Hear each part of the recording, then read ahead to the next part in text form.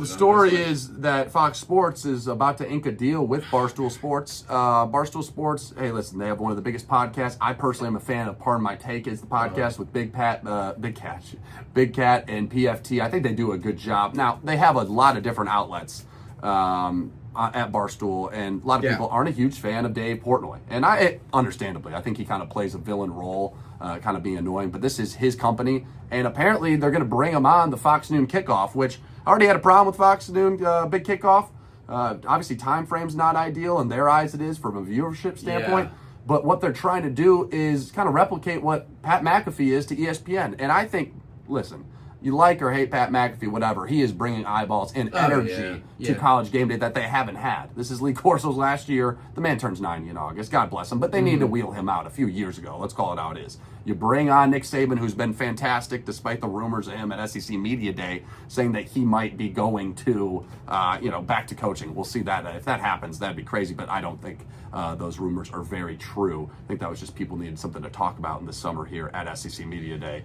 But Is anyone going away on Big Noon Kickoff, or are they adding? I think they're adding him, which is another person. I don't know. I mean, it's guys like Urban Meyer. I believe they also have. I have the cast right here. Is it Brady Quinn is there? Yeah, you have Mark Stone, Ingram, Matt Leinart, Brady Quinn, Mark Ingram, Urban Meyer, Tom Rinaldi, Reggie Bush, and Charles Woodson. Lot of heads there, and I don't know what Portnoy brings personally. I understand they're going to use him as the gambling aspect. That probably is what it is. And guess who's horrible at picks? Not great. Dave Portnoy. Yes. They do their the Saturday show that they used to do with Big Cat, and then the gentleman who One for the Money is based on. I'm trying to think. That was the movie with McConaughey and Al Pacino. Okay. And I'll pull his name up during a break. Are you talking about Stu Feiner? Stu Feiner. Yeah, little Stu Feiner. That's who. They do that show. About. They do Brandon Walker. They have them call him all the time. I was just in Twitter beef with Brandon Walker. I don't know if you saw that. Go check out my Twitter at Noah Talks Ball. It's the weirdest conflict of interest, I feel like, in the fact that Dave Portnoy put massive amounts of money into the University of Michigan so that they could land this quarterback that they have. And it's just going to be a homer fest. He's working the deal with Larry Ellison, who's, that's the second richest person we know in the world. I mean, legitimately, he runs Oracle, and his girlfriend or wife, I don't know what she is at this point, is a Michigan grad, and he helped facilitate his pocket change that was $12 million for Bryce Underwood. Yeah. So, I mean, that he's definitely was involved. I think part of it is when it comes to the NIL aspect, he's trying to have a brand associated with it, and that would be Barstool. So it can all be under the new rules of NIL. I mean, I don't listen. The thing with Pat McAfee is, you like him or hate him, he knows ball. I mean, the guy played football in the NFL for years. He was a punter and a kicker, but it doesn't matter. He takes it very seriously, and he knows what he's talking about. Portnoy is a great businessman, whether you like him or not.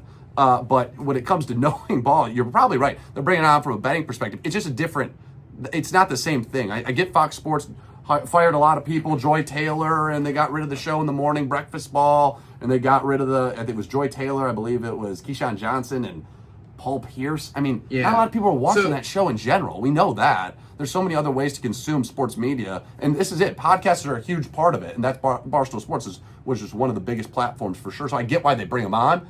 I don't understand him on Big Noon Kickoff, other than being a role, like you said, where he's kind of the betting guy. And looking at lines and things of that nature, and then just kind of tugging Michigan.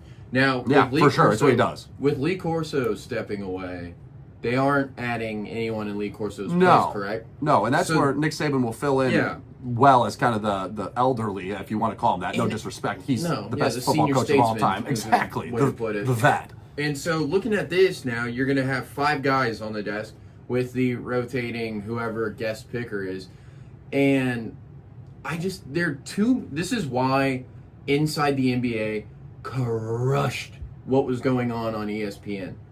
They had 4 guys. Yeah. 4. And it's the same 4 for what you're getting on a Tuesday basketball game or Thursday, depending on which day of the week they had them on.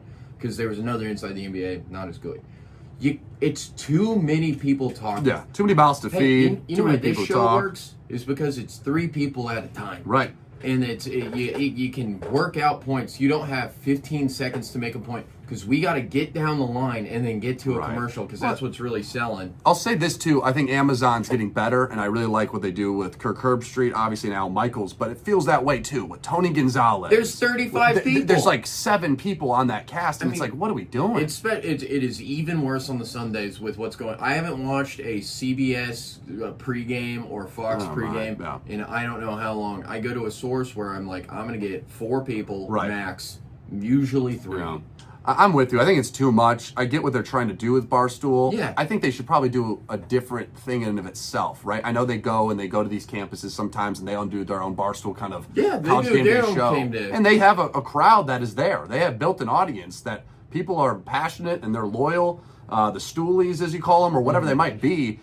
They are out there for sure, and I get why Fox Sports is trying to get into a younger demographic. Yeah. This 30 to 20-year-old range. 30s and 20-year-olds are the ones really consuming their content, because they've been doing it now for about a decade of really being. Yeah, Barstool's been around longer, but part of my take in that all took off really about 10 years ago, 5 to 10 years ago, where it got massive. Get why they're doing it. Got to see how it works. You're right. It's too many mouths to feed. Too many people talk. A lot of cooks in the kitchen. A lot of cooks in the kitchen. And you're right about that. So I thought that was very interesting to bring up. Some news for sure. That was kind of an eyebrow raiser when I saw, David Portnoy, as he calls him, Portnow. I think I might call him that. I like that. Portnow. David Portnow is now a part of Fox Sports, or about to be. And I get they needed to move on from some of the shows. Listen, the Joy Taylor stuff, we can joke all you want about. Which is funny that they basically canned all those people to turn those 3 or 4 salaries into one. No. That is going to be 11 weeks out of the year, 12 weeks out of the year. Right. When you get down to it, 3 months. Right. They still have fired a bunch of people to pay for 3 months. Yeah. I mean, because let's be honest, I don't mind the play-by-play. You can like, or you don't have to like. Yellen Johnson, right? Johnson. That's right. Thank you. And I mean, listen, I think they do a decent job, but it isn't what we see on some of the other networks. I personally like CBS more. I personally think ESPN does a great job with Kirk Herbstreit. Oh, yeah. I mean, how can you not like that? So the most impressive thing about that, too, is that Kirk's on the show in the morning, and then he somehow states away calling a game at night. Yeah. What? And he states away, and then, while shepherding Lee Corso. And also on Thursdays, he's doing the NFL games. That poor man. I mean, he's a monster, and you got to respect what he does. And even as a Buckeye, people are like, oh, you don't like him. I bet you. No, I think Kirk Herbstreit's one of the best in the industry. I really do. And I don't know. He's also on a program where seldom is it we're going to focus on the Big Ten. Yes. Yeah. Well, and let's call it how it is. They are tied with the SEC, now the ACC, so there's obviously some bias, and that's how CBS and Fox are with the Big Ten and obviously the Big 12. Joel Klatt, he was the biggest endorser for Colorado. He was a former Colorado quarterback. I like Joel Klatt and his analysis, but we know who cuts your check, and I feel like Kirk Herbstreit specifically does a really good job of staying away from being there any bias. You can't tell at all. And so, very excited to see what that turns into. I will give ESPN credit, although I think there's a little too much Stephen A. and a few of these characters a little too much. E has a problem with how much we're seeing Pat McAfee. I get that. It's a lot of that on the show, but their college game day, they do right. And I think now that Lee's gone, respect to him, tip of the cap. He'll do his last game against Texas going up to Ohio State. The guy's 90. I mean, it's not even an ageism thing. He's just 90 years old. He's lost a step a few years ago, and he's all a part of everybody who's watched College Game Day. All of us.